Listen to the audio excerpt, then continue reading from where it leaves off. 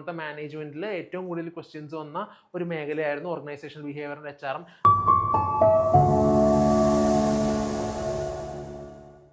Hi all, welcome to competitive cracker. ഞാൻ ഹരികൃഷ്ണൻ. അപ്പോൾ നമ്മളെ നെറ്റ് മാനേജ്മെൻറ്റിൻ്റെ എക്സാം കഴിഞ്ഞ ദിവസം കഴിഞ്ഞതേ ഉള്ളൂ. അപ്പോൾ പല അഭിപ്രായങ്ങളാണ് നമുക്ക് സ്റ്റുഡൻസിൽ നിന്ന് കിട്ടിയത്. കുറച്ച് പേർക്ക് അത് ഈസി ആയിരുന്നു, കുറച്ച് പേർക്ക് അത് മോഡറേറ്റ് ആണ്, കുറച്ച് പേർക്ക് അത് ടഫാണ്.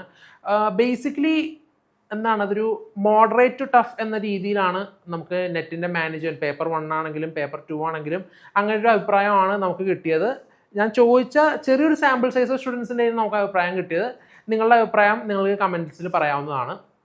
ഓക്കെ, അപ്പോൾ ഇത്തവണ നമുക്ക് ഏറ്റവും കൂടുതൽ കുട്ടികളിൽ നിന്ന് കിട്ടിയ ഒരു അഭിപ്രായം എന്ന് പറയുന്നത്, അവരുടെ ഒപ്പീനിയൻ അല്ല, ക്വസ്റ്റ്യൻസ് വന്നത് കൂടുതലും അറേഞ്ച് ചെയ്യുക അല്ലെങ്കിൽ മാച്ച് ദ ഫോളോയിങ് സീക്വൻസ് ആയിട്ട് അറേഞ്ച് ചെയ്യുക, അങ്ങനെയുള്ള ക്വസ്റ്റ്യൻസാണ് ഏറ്റവും കൂടുതൽ വന്നത്. അപ്പോൾ നമുക്ക് കിട്ടിയ റിവ്യൂസ് അനുസരിച്ച് ഏകദേശം 10 ക്വസ്റ്റ്യൻസ് മാച്ച് ദ ഫോളോയിങ്, ഏകദേശം അത്രയും തന്നെ ക്വസ്റ്റ്യൻസ് അറേഞ്ച് ദ ഫോളോയിങ്, അങ്ങനത്തെ ക്വസ്റ്റ്യൻസ് നമുക്ക് ഉണ്ടായിരുന്നു. ഓക്കെ, അപ്പോൾ മെയിനായിട്ട് എന്താണ്, വുമൺ ഓണ്ടർപ്രണർഷിപ്പിനെ കുറിച്ച് ചോദ്യങ്ങളുണ്ടായിരുന്നു. Green field investment, brown field investment, business environment, international business എന്ന് പറഞ്ഞ ആ ഒരു ഏരിയയിൽ നിന്ന് നമുക്ക് കുറച്ച് ക്വസ്റ്റ്യൻസ് ഉണ്ടായിരുന്നു. ഓക്കെ, അപ്പോൾ ഈ ഏരിയയുടെ പ്രശ്നം എന്ന് പറഞ്ഞാൽ നമ്മൾ മിക്കപ്പോഴും നമ്മളത് തള്ളിക്കളയാവുന്ന ഒരു മേഖലയാണ്, ഒരു ഏരിയയാണ് അല്ലേ.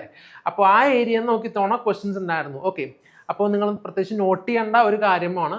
ഓക്കെ, ഏറ്റവും കൂടുതൽ ക്വസ്റ്റ്യൻസ് വന്നത് യൂണിറ്റ് 2 ആൻഡ് യൂണിറ്റ് 3 നിന്നാണ്. ഓർഗനൈസേഷണൽ ബിഹേവിയറും HRM നമുക്ക് ഏറ്റവും കൂടുതൽ ക്വസ്റ്റ്യൻസ് വന്ന ഒരു യൂണിറ്റ് ആയിരുന്നു. ഇത്തവണത്തെ മാനേജ്മെൻറ്റിൽ ഏറ്റവും കൂടുതൽ ക്വസ്റ്റ്യൻസ് വന്ന ഒരു മേഖലയായിരുന്നു organisational behaviour and HRM. Maslow's need hierarchy ഉണ്ടായിരുന്നു, ലീഡർഷിപ്പ് തിയറീസ് ഉണ്ടായിരുന്നു, halo effect, horn effect, stereotyping, ഇതിനെ പറ്റിയൊക്കെ എന്തായിരുന്നു ക്വസ്റ്റ്യൻസ് ഉണ്ടായിരുന്നു. മാസ്ലോസ് നീഡ് ഹയറാർക്കിയൊക്കെ ആ ഒരു അറേഞ്ച് ചെയ്യാനായിരുന്നു. 5 ലെവൽസ് ഉണ്ടല്ലോ, ആ 5 ലെവൽസ് അറേഞ്ച് ചെയ്യാനായിട്ടായിരുന്നു ക്വസ്റ്റ്യൻസ് വന്നിരുന്നത്. ഓക്കെ, അപ്പോൾ ഇത്തവണത്തെ ക്വസ്റ്റ്യൻ പേപ്പറിൽ ഒരു അതിശയകരമായിട്ടുള്ള ഒരു കാര്യം എന്ന് പറയുന്നത്, നമുക്ക് സ്റ്റേറ്റ്മെൻറ്റ് ബേസ്ഡ് ക്വസ്റ്റ്യൻസ് അല്ലെങ്കിൽ അസേർഷൻ റീസൺ ക്വസ്റ്റ്യൻസ് കുറവായിരുന്നു എന്നുള്ളതാണ്. നമ്മൾ ഡിസംബർ 2025 സൈക്കിളിൽ നമ്മൾ ധാരാളം അസേർഷൻ റീസൺ ക്വസ്റ്റ്യൻസും അല്ലെങ്കിൽ അതിന് മുമ്പത്തെ എക്സാംസിനൊക്കെ ധാരാളം അസേർഷൻ റീസൺ ക്വസ്റ്റ്യൻസും സ്റ്റേറ്റ്മെൻറ്റ് ബേസ്ഡ് ക്വസ്റ്റ്യൻസും ഒക്കെ ഉണ്ടായിരുന്നു.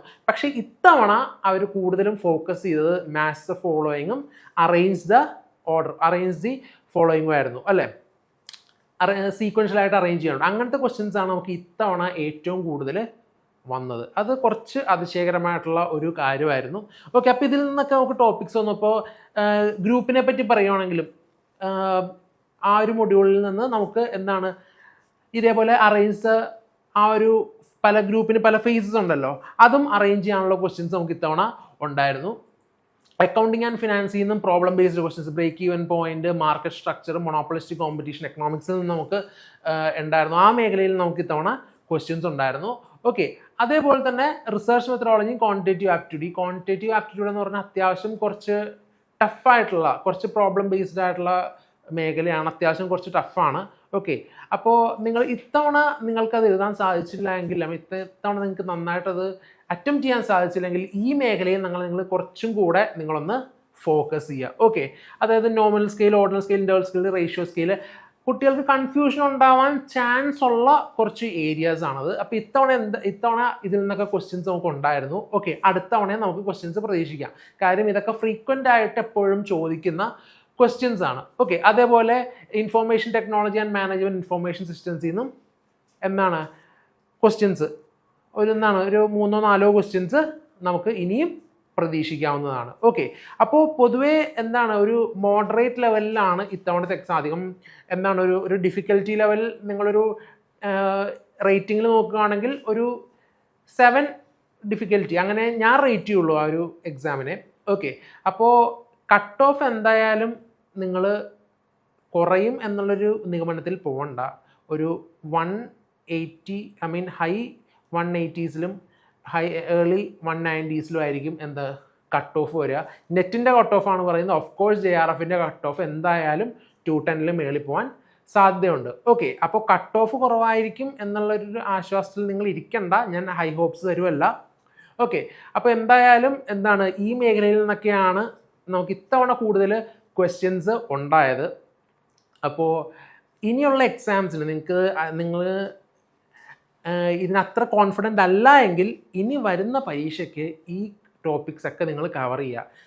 ഒരു പക്ഷേ ഇത്തവണ നമുക്ക് ചോദിക്കാതെ പോയ അസേർഷൻ റീസൺ ക്വസ്റ്റ്യൻസും സ്റ്റേറ്റ്മെൻറ്റ് ബേസ്ഡ് ക്വസ്റ്റ്യൻസും ആയിരിക്കും ഇനി അടുത്ത സൈക്കിളിൽ ഏറ്റവും കൂടുതൽ വരാൻ പോകുന്നത്. ഓക്കെ, അപ്പോൾ ഇത്തവണ അത് വന്നില്ല എന്ന് കരുതി അത് ഒട്ടും അവോയ്ഡ് ചെയ്യരുത്. ഞാൻ ഇവിടെ പറഞ്ഞ ടോപ്പിക്സ് ഒക്കെ നിങ്ങളൊന്ന് നോട്ട് ചെയ്യുക. ഈ ടോപ്പിക്സ് നിന്നാണ് ഏറ്റവും കൂടുതൽ ചോദ്യം വന്നിരിക്കുന്നത്. ഓക്കെ, അപ്പോൾ നിങ്ങൾ ഇനി അടുത്ത എക്സാമിന് എന്താണ് ഇതേപോലെ അത് സ്റ്റേറ്റ്മെൻറ്റ് ബേസ്ഡ് ക്വസ്റ്റ്യൻസ് വരില്ല എന്നുള്ളൊരു അസംഷനോടുകൂടി നിങ്ങൾ ഒരിക്കലും എക്സാംസിന് പോകരുത്. ഓക്കെ, കുറച്ച് ഇത്തവണ എനിക്ക് മനസ്സിലായത് കുറച്ച് ഇൻഡയറക്റ്റ് ആയിരുന്നു. കുറച്ച് ക്വസ്റ്റ്യൻസ് ഒക്കെ വളരെ ഇൻഡയറക്റ്റ് ആയിരുന്നു. പേപ്പർ 2-ലാണെങ്കിലും പേപ്പർ 1-ലാണെങ്കിലും.